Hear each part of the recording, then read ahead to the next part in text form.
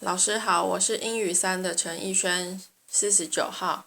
我要念的作品是《Adventures of Huckleberry Finn》，这是第3段，从第7章开始。Get it up! What you about? I opened my eyes and looked around, trying to make out where I was. It was after sun-up, and I had been sound asleep. Pop was standing over me, looking sour and sick too. He says, "What you doing with this gun?" I judged he didn't know nothing about what he had been doing, so I says, "Somebody tried to get in, so I was laying for him." "Why didn't you rouse me out?" "Well, I tried to, but I couldn't. I couldn't budge you." "Well, all right, don't stand there playing all day. But I'll with you and see if there's fish on the lines for breakfast. I'll be along in a minute." He unlocked the door, and I cleared out the river bank. I noticed some pieces of limbs and such things floating down, and a sprinkling of bark, so I know the river had begun to rise. I reckon I would have great times now if I was over at the town. The June rise used to be always luck for me, because as soon as that rise begins, here comes crowd wood floating down, and pieces of log rafts. Sometimes a dozen logs together, so all you have to do is to catch them and sell them to the wood yards and the sawmill. I went along up to the bank with one eye out for Pop and the other one out for what the rise might fetch along. Well, all at once here comes a canoe, just a beauty too, about 13 or 14 foot long, riding high like a duck. I shot head first off the bank like a frog, clothes and all on, and struck out for the canoe. I just expected there'd be somebody laying down in it, because people often done that to fool folks, and when a chap had pulled a skiff out most to it they would raise up and laugh at him. But it weren't so this time. It was a drift canoe sure enough, and I climbed in and paddled her ashore. Thinks I, the old man will be glad when he sees this. She's worth $10. But when I got to shore, Pop wasn't in sight yet, and as I was running her into a little creek like a gully all hung over with vines and willows, I struck another idea. I judged I would hide her good, and then, instead of tacking to the woods when I run off, I would go down the river about 15 miles and camp in one place for good, and not have such a rough time tramping on foot. It was pretty close to the shanty, and I thought I heard the old man coming all the time, but I got her hid, and then out and looked around a bunch of willows, and there was the old man down the path a piece just droning a bead on a bird with his gun, so he hadn't seen anything. When he got along I was hard at it taking up a trout line. He abused me a little for being so slow, but I told him I fell in the river, and that was what made me so long. I know he would see I was wet, and then he would be asking questions. We got 5 catfish off the lines and went home. While we laid off after breakfast to sleep up, both of us being about wore out, I got to thinking that if I could fix up some way to keep Pop and the widow from trying to follow me, it would be a certainer thing than trusting to luck to get far enough off before they miss me. You see? All kinds of things might happen. Well, I didn't see no way for a while, but by and by Pop raised up a minute to drink another barrel of water, and he says, "Another time a man comes a-prowling round here, you rouse me out, you hear? That man weren't here for no good. I'll shot him. Next time you rouse me out, you hear?" Then he dropped down and went to sleep again. But what he had been saying gave me the very idea I wanted. I says to myself, I can fix it now so nobody won't think of following me. About 12 o'clock we turned out and went along the bank. The river was coming up pretty fast, a lot of drifted wood going by on the rise. By and by along comes part of a log raft, 9 logs fast together. We went out with a skiff and towed it ashore. Then we had dinner. Anybody but Pop would awaited and seen the day through, so as to catch more stuff, but that weren't Pop's style. 9 logs was enough for one time. He must shove right over to town and sell. So he locked me in and took the skiff, and started off towing the raft about 3:30. I judged he wouldn't come back that night. I waited till I reckoned he had got a good start, and I out with my saw, and went to work on that log again. Before he was the other side of the river, I was out of the hole. Him and his raft was just a speck on the water away off yonder. I took the sack of cornmeal and took it to where the canoe was hid, and shoved the vines and branches apart and put it in. Then I done the same with the side of bacon, then the whiskey jug. I took the coffee and sugar there was, and all the ammunition. I took the wadding, I took the bucket and gourd. I took a dipper and a tin cup, and my old saw and 2 blankets, and the skillets and the coffee pot. I took fish lines and matches and other things, everything that was worth a cent. I cleaned out the place. I wanted an axe, but there wasn't any. Only one out of a wood pile, and I know why I was going to leave that. I fetched out the gun, and now I was done. I had wore the ground a good deal crawling out of the hole and dragging out so many things, so I fixed that as good as I could from the outside by scattering dust on the place, which covered up the smoothness and the sawdust. Then I fixed a piece of log back into its place, and put 2 rocks under it and one against it to hold it there, for it was bent up at that place and didn't quite touch the ground. If you stood 4 or 5 foot away and didn't know it was sawed, you wouldn't never notice it.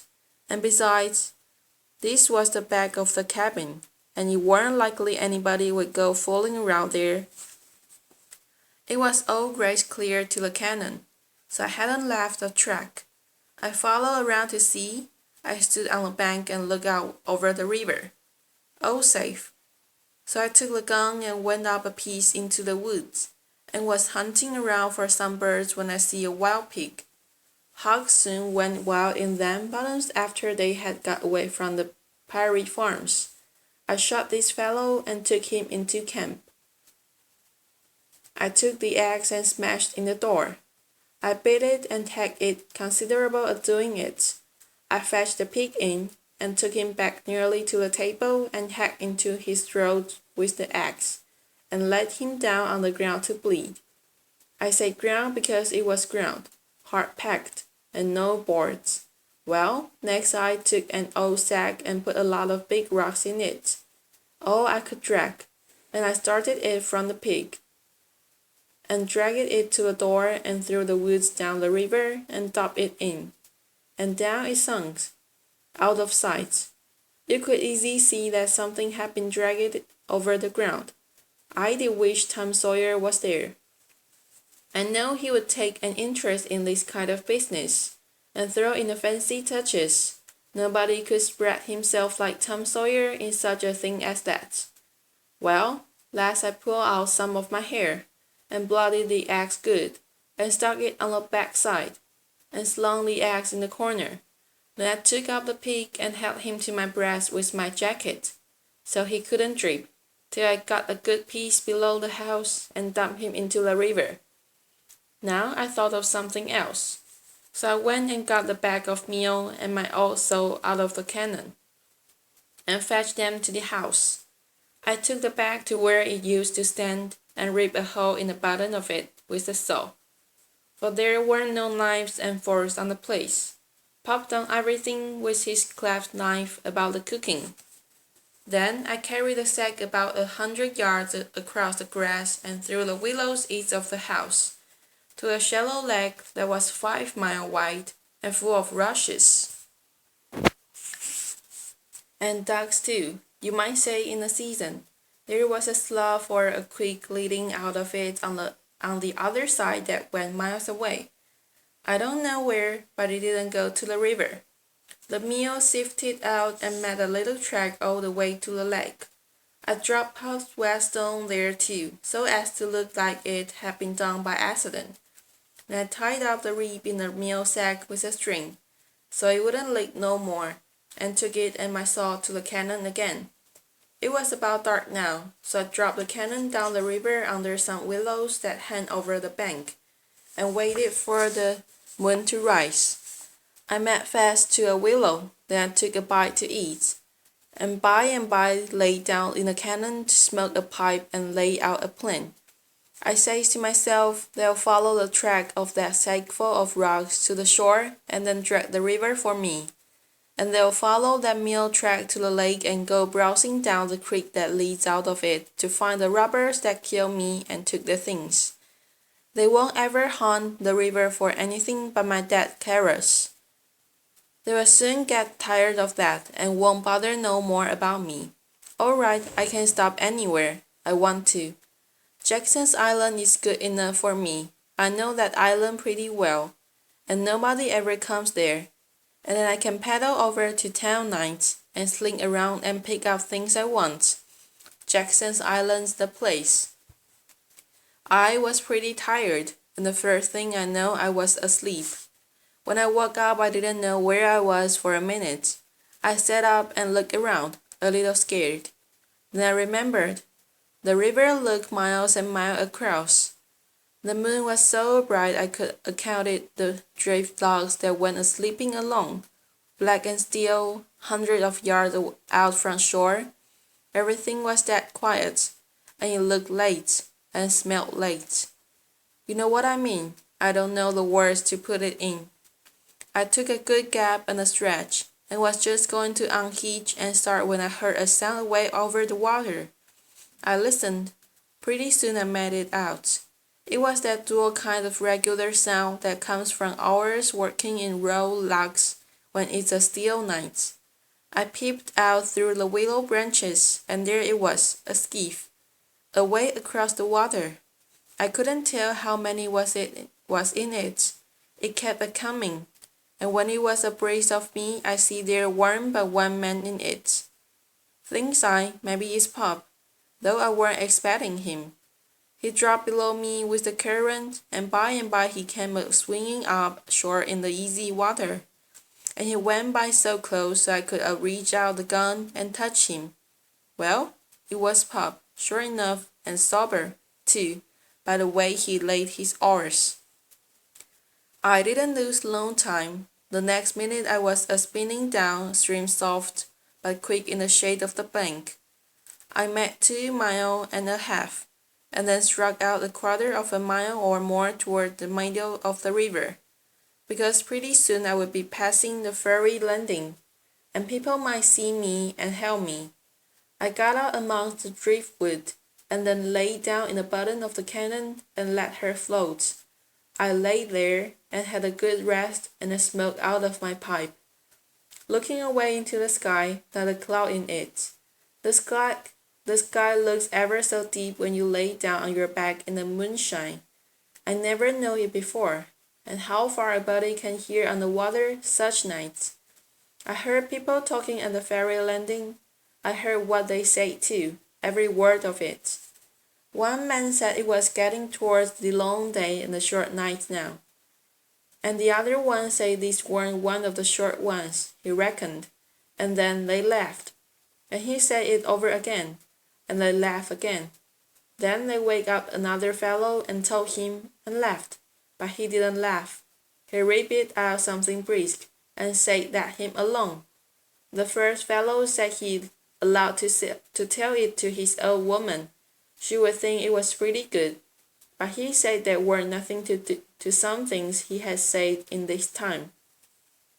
I heard one man say it was nearly 3 o'clock, and he hoped daylight wouldn't wait more than about a week longer.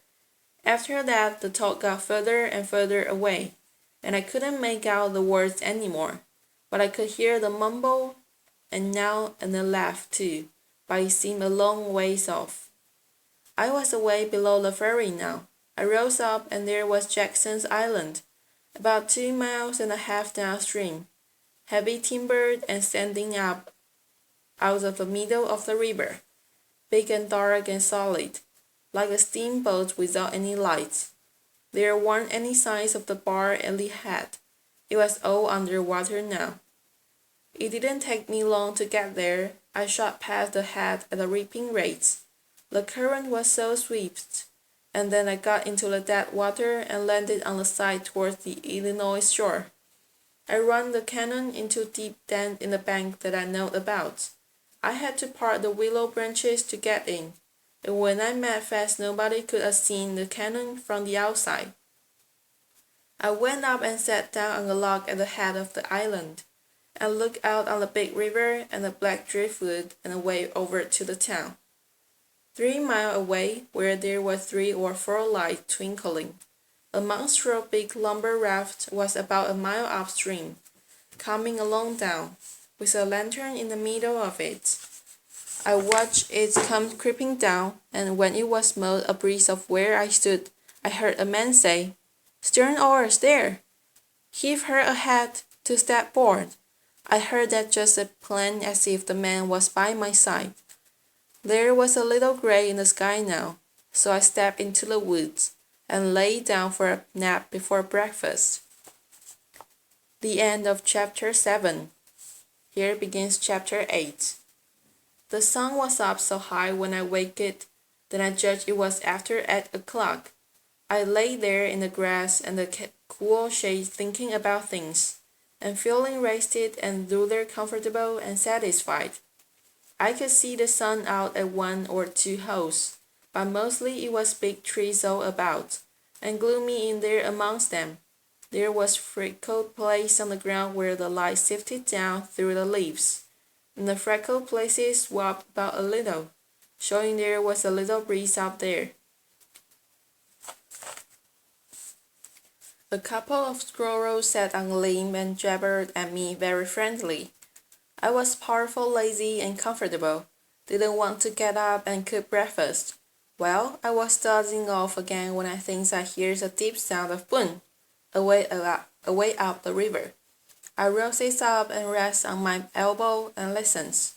Pretty soon I hears it again. I hopped up and went and looked out at a hole in the leaves, and I see a bunch of smokes laying on the water a long ways up, about abreast of the ferry, and there was the ferry boat full of people floating along down. I know what was the matter now. Boom! I see the white smoke squirt out of the ferry boat's side. You see, they was firing cannon over the water, trying to make my carriage come to the top. I was pretty hungry, but it weren't going to do for me to start a fire, because they might see the smoke. So I sat there and watched the cannon smoke and listened to the boom. The river was a mile wide there, and it always looked pretty on a summer morning. So I was having a good enough time seeing that hunt for my remainders if I only had a bite to eat. Well, then I happened to think how they always put quicksilver in loaves of bread and float them off, because they always go right to the drowned carcass and stop there. So, says I, I'll keep a lookout, and if any of them's floating around after me, I'll give them a show. I changed the Illinois edge of the island to see what luck I could have, and I weren't disappointed. A big double loaf came along, and must go it with a long stick. But my foot slipped and she floated out further. Of course I was where the current sat in the closet to the shore. I know enough for that, but by and by along comes another one, and this time I won. I took out the plug and shook out a little dab of quicksilver, and set my teeth in. It was baker's bread, what the quality eats, none of your low-down corn pone. I got a good place amongst the leaves, and sat there on a log, munching the bread and watching the ferry boats, and very well satisfied. And then something struck me. I says, now I reckon the widow or the parson of somebody prayed that this bread would find me, and here it has gone and done it. So there aren't no doubt but there is something in that thing. That is, there's something in it when a body like the widow or the parson's prays. But it don't work for me, and I reckon it don't work for only just the right kind. I lit a pipe and had a good long smoke, then went on watching. The ferry boat was floating with the current, and I thought I would have a chance to see who was aboard when she come along, because she would come in close where the bread did. When she got pretty well along down towards me, I put out my pipe and went to where I fished out the bread, and lay down behind a log on the bank in a little open place, where the log forked I could peep through. By and by she come along, and she drifted in so close that it could run out a plank and walk ashore. Most everybody was on the boat. Pop and Jack Thatcher and Bessie Thatcher and Joe Hopper and Tom Sawyer and his old Aunt Polly and Sid and Mary and plenty more. Everybody was talking about the murder, but the captain broke in and says, "Look, Sharp, now, the current sat in the closet here, and maybe he's washed ashore and got tangled amongst the brush at the water's edge. I hope so, anyway." I didn't hope so. They all crowded up and leaned over the rails, nearly in my face, and kept still, watching with all their minds. I could see them first rates, but they couldn't see me. Then the captain sung out, "Stand away!"